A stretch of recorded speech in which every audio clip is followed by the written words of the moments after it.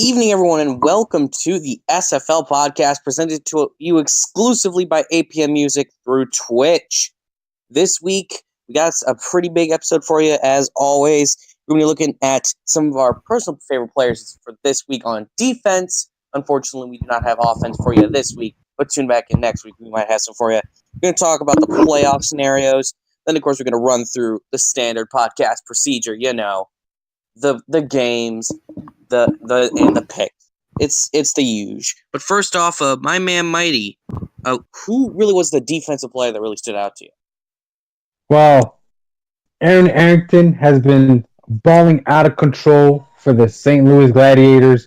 Mind you, he's having to face number one receivers lining up on that right side of the defense. He only has 34 tackles, but he got 5 of them have gone for loss. He got 5 pass deflections. He got 6 big interceptions, including a pick 6. He's one of the reasons why the Gladiator defense has been a lot of bend but don't break, and he's the reason why they've been able to, have their most successful season so far. The tail of the tape will tell you, if it's going to be able to, result in a playoff bid. But he's been one of the guys I've been keeping my eye on. Okay, so that's a very interesting little thing right there. Ramos, who has been the real defensive star throughout this first 2/3 of the season. Well, in a league where we are seeing a lot of big uglies really shine, this is the guy who has shined the most. It is Big Sexy Alex Dominguez. He has 36 tackles. He has 16 sacks. We are talking a lot about the Tallahassee defensive line. Obviously, they are terrific, but of all of them, all of those big guys and Chad Tackle and all of those big uglies, Big Sexy, year after year, after season, leads them all. He has 16 sacks, 60 sacks all time, which is already number one all time. This has been a league with great defensive linemen that have even won league MVP. And for Big Sexy to be number one in every single category is amazing. 24 tackles for loss.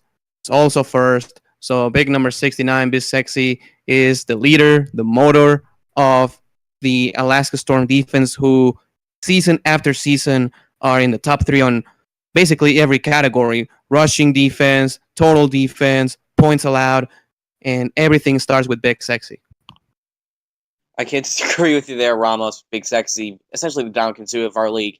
And of course, we're going to be welcoming back Shan Varner for the first time he's been back podcasting. Lord knows how long. Shan, who's been your defensive man? Well, this player here truly stands out to me personally, but I'll have to pick Espen Royale. Espen, started in season 7 with Cleveland, making a name for himself, getting 100 tackles that season. Next season, he went for the ever dangerous Queen City Corsairs.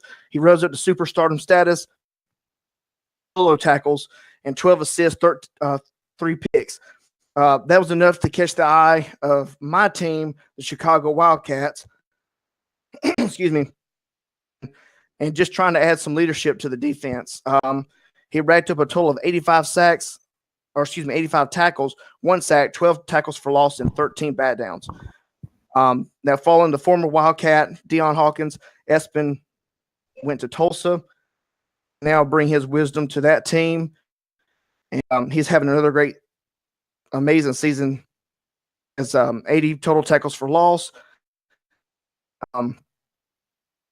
per game average, and 2 sacks, 10 tackles for loss, 13 bat downs, and 1 interception. He has a total of 275 tackles, 4 sacks, and 4 interceptions, making him one of the most dangerous linebackers in the league. And he has probably my pick for Defensive Player of the Year. Ooh, that's a bold claim right there. Very bold. But, of course, we're going to be heading over to the playoff picture now, which I think is starting to get quite a spicy.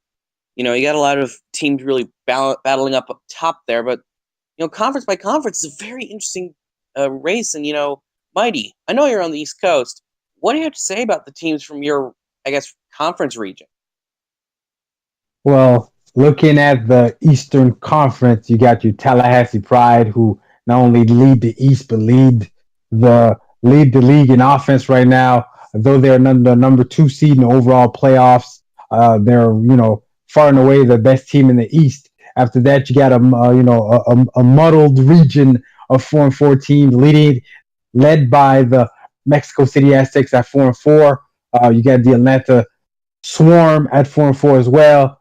Mexico City leads them because they beat them head to head. You got the Atlanta Swarm ahead of the 4-4 Queen City Corsairs, who Atlanta beat head to head as well, and they're facing off this weekend.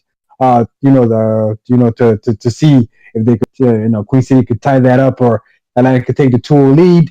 You got 3-5 London Knights. They're not out of it. They're right in them. They're a step or a notch below, but they get hot. And reel off a couple wins at the end of the season, and they can find themselves in that playoff mix as well. You have Carolina, whose playoffs begin this weekend. They have to win out to have a chance to make the playoffs. That's how the East looks right now. As it is right before Week 9 starts. Alrighty, thanks for that little playoff report. And now we're going to change our guns to the heartland of this country in the Central Conference. Ramos, I know you're kind of towards the center of this nation. Granted, you're down in Mexico, but in terms of draw a straight line up, you're kind of in the center. What do you have to say about the Central Conference? The Central is very intriguing, especially on the top, because obviously you have the number 1 team, the Tulsa Desperados at 8-0.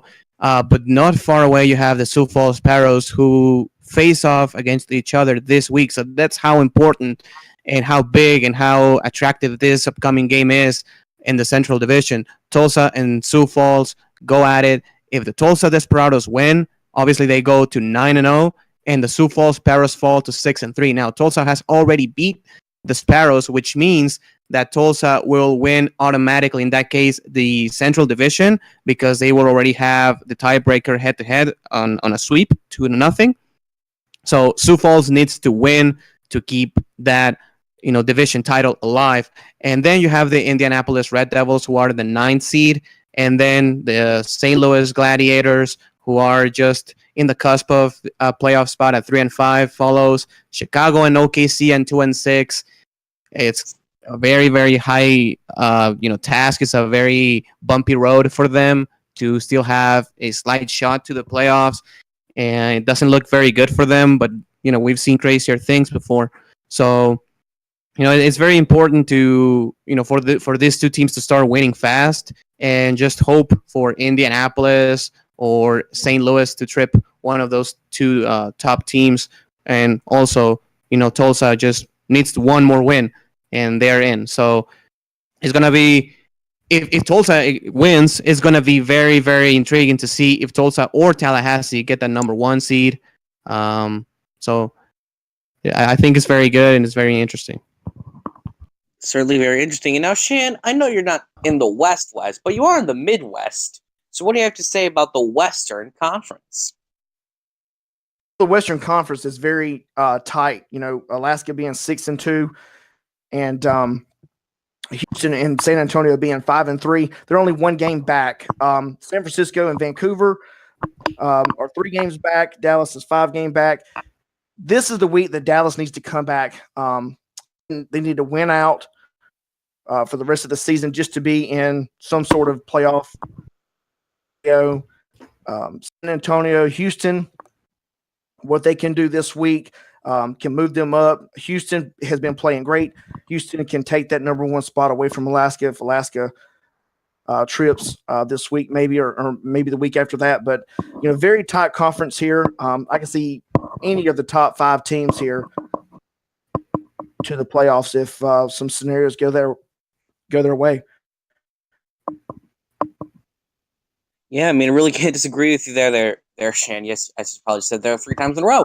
Anyways, we're going to go into the games for this week, and we got some nice, spicy matchups. First off, we're going to be heading to the East. We're going to have a battle, an international battle between the Mexico City Aztecs and the London Knights. Mighty, what do you have to say about this international battle? I think this is the final one of the year. In this rematch of an earlier season battle, we have the Mexico City Aztecs going to London, where they are currently 0-1 against the Knights all time.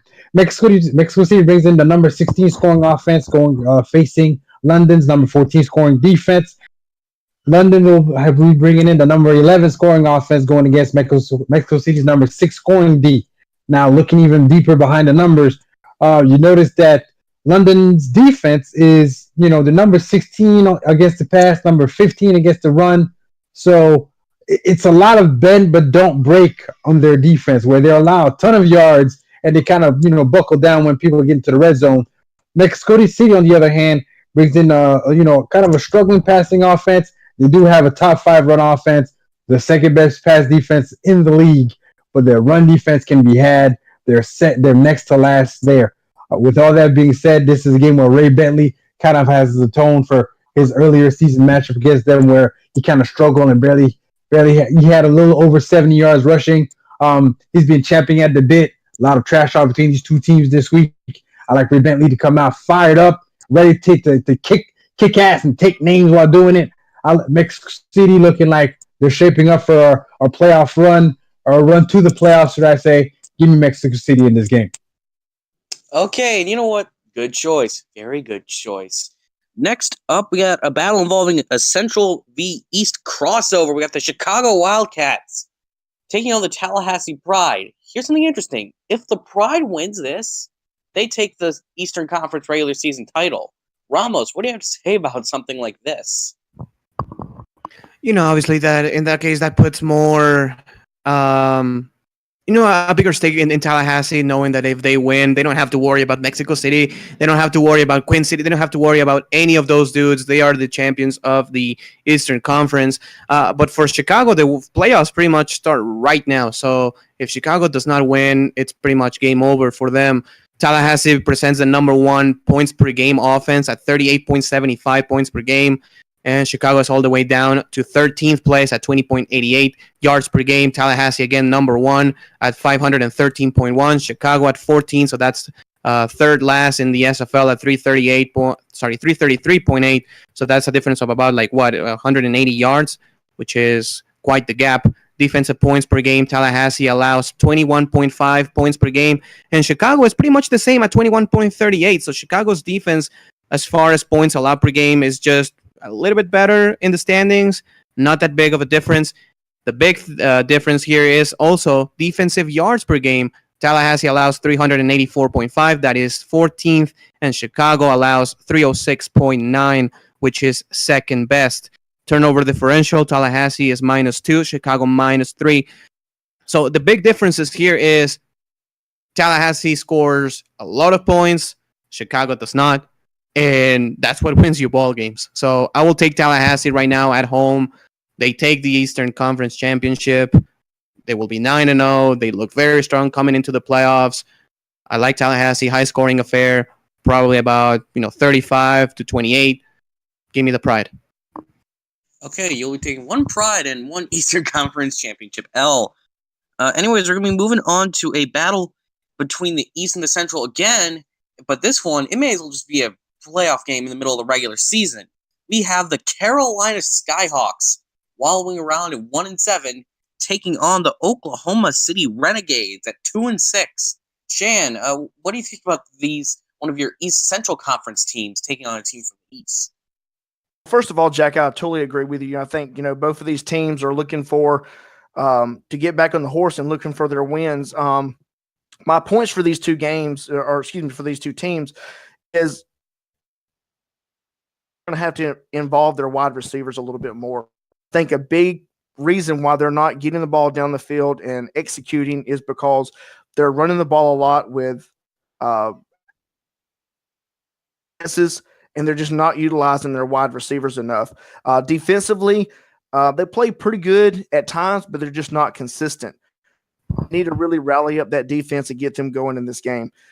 OKC, they have a lot of weapons, but they don't use all of them. Bovine is the key target for Michael Irvin's offense, and James Tiberius Bovine has been non-existent. So they really need to get that guy involved. And as far as winning this game, they really need to shut down Francis. I think if they shut down Francis, period, easy, because that's pretty much Carolina's go-to guy. And I think if they shut him down, they'll pretty much win this game. Okay, and we're going to be heading up now for a Central Conference brawl between the Indianapolis Red Devils and the St. Louis Gladiators, two teams that sandwich the state of Illinois mighty. What do you have to say about this really tight Central Conference battle? In this battle here, we have the Red Devils coming in with a number 4 offense in the league, facing off against St. Louis's number 11 defense. St. Louis is bringing in number 15 offense in the league, facing off against Indianapolis's number 5 defense. Indy's kind of good. Indy brings in the number 4 passing O, facing off against the number 15 passing defense of the Gladiators. I believe that is where the game will be won or lost.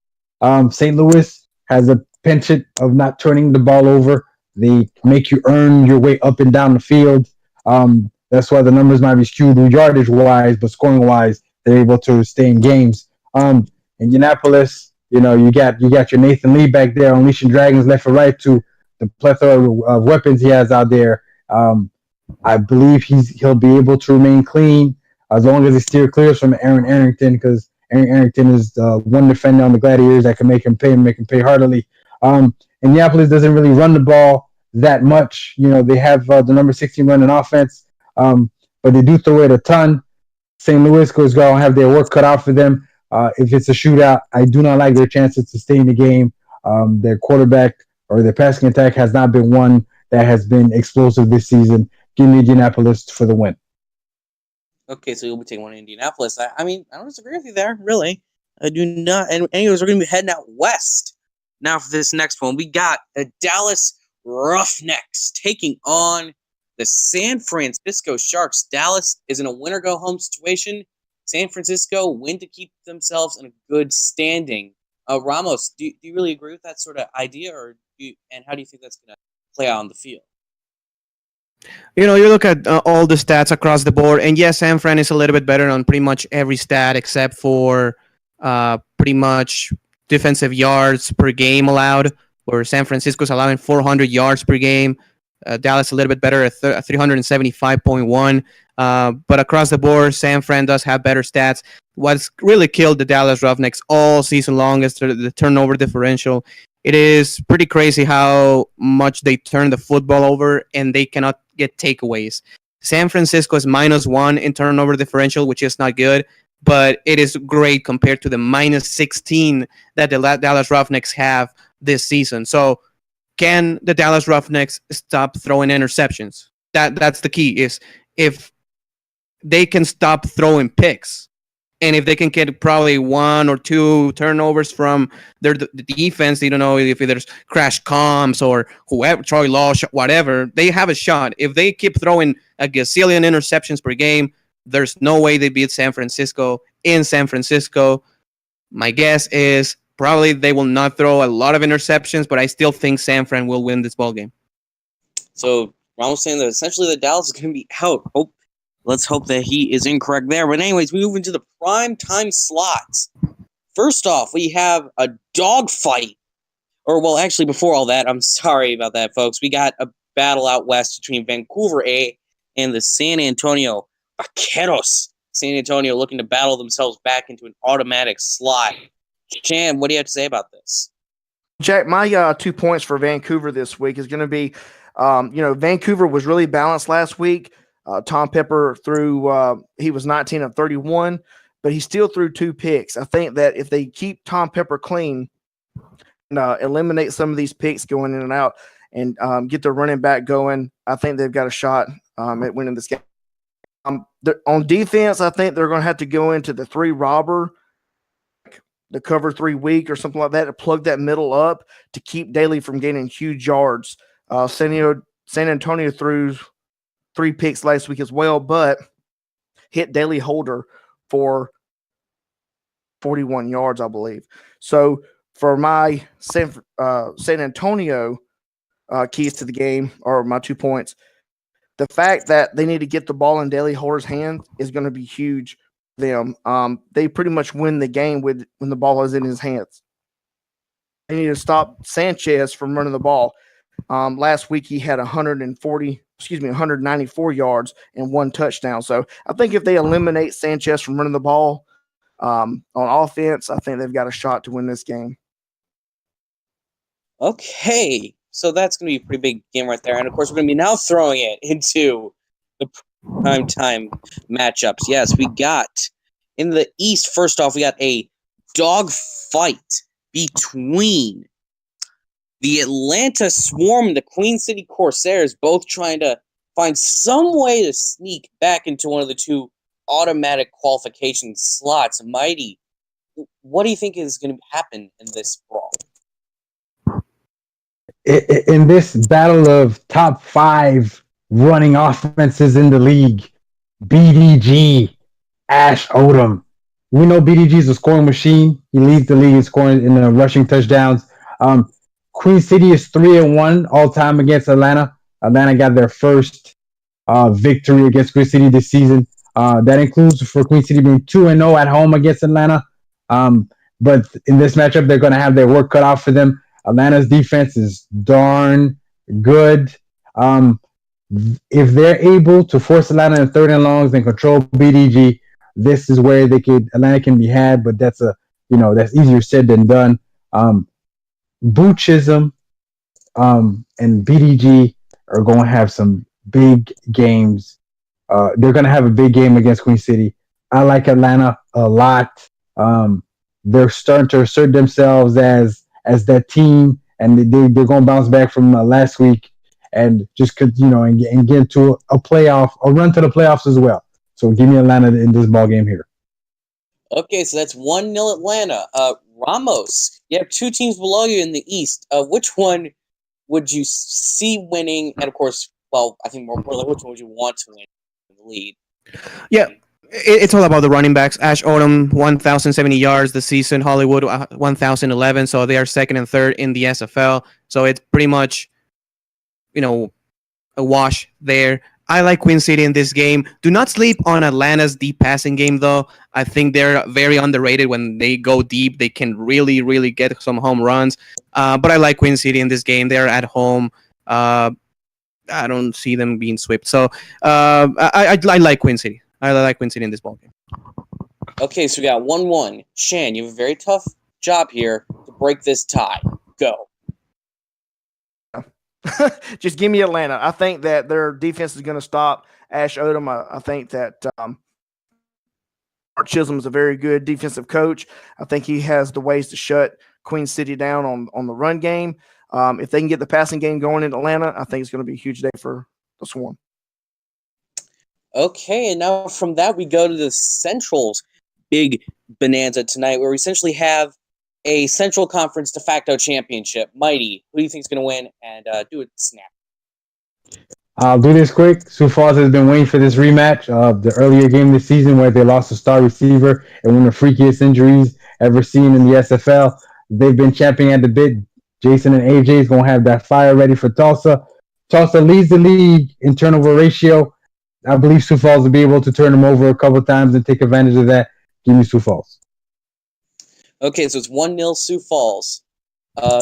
Ramos, are you going to give the championship to Tulsa for this one? Not so fast. I will go with Mighty on this one. I say 2-0 Sioux Falls so far. Last game they faced, it was a high-scoring affair. Tulsa won, whatever. But Sioux Falls now, they're at home. I don't think they will be swept. Give me Sioux Falls. Okay, so 2-0 not Tulsa, Sioux Falls. Shane, are you going to complete the sweep here? I am not. I'm going with Tulsa. They're an 8-0 for a reason. I think they've got the weapons to do it on offense and defense. Espen Royale is playing great. Give me Tulsa. Okay, so Sioux Falls is the overall SFL podcast pick, but we still have one vote for Tulsa. Anyways, for the final primetime game, we head out west, right? What many would probably say is a de facto Western Conference championship game between Houston and Alaska. Mighty, how you feeling about your own team in this? A lot of sleepless nights prepping, having to face Damon and Eddie Two Scoops Gage's game planning and team. The Houston Hyenas bring a stick in this game. The number 1 scoring defense in all the land, number 7 offense in all the land. The Storm, ain't nothing to laugh at themselves. Number 2 offense, number 3 defense into this ball game. Houston has the most explosive running attack in Murray. It was a pain to figure out a game plan of how to kind of slow him down because you ain't gonna stop Murray from doing his thing. And then if you concentrate your efforts too much there, then Damon and the rest of the the rest of the weapons they have out there, Malone, and then Angeloni, could kind of hurt you. So I think we prepped well. We're going to put up a great game tonight. Hopefully, enjoyable for everyone. But hopefully we could, have one more point than they do when the game ends. Okay, and yeah, I think we hope for the best for you too. Ramos, what do you have to say about these two former Western Conference foes?